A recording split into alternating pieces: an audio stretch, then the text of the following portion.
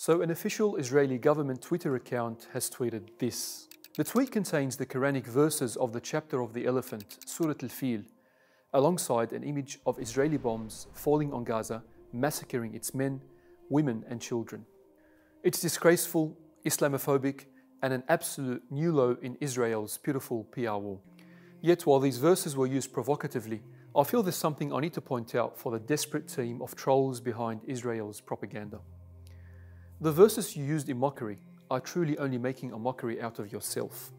You see, these verses tell the story of the army of Abraha, who set out with an army of elephants to destroy the Kaaba in Mecca, the holiest place of worship for Muslims, only to then be stopped in his tracks by a much smaller army of birds who pelted stones upon them from the sky.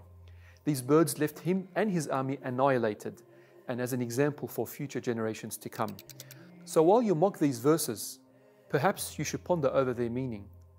While you are conceited in your military power, your billions of dollars in US funding, and your state-of-the-art nuclear weapons, don't forget that you too can be defeated, just like the army of the elephant.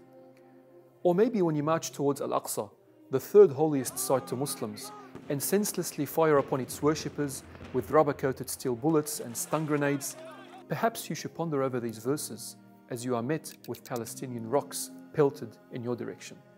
Or maybe as you bomb Gaza and massacre its defenseless residents, you can ponder over the Quranic verses that tell the story of David, verses that inform us of how a smaller and much weaker people were able to defeat a much larger and far more powerful army of Goliath.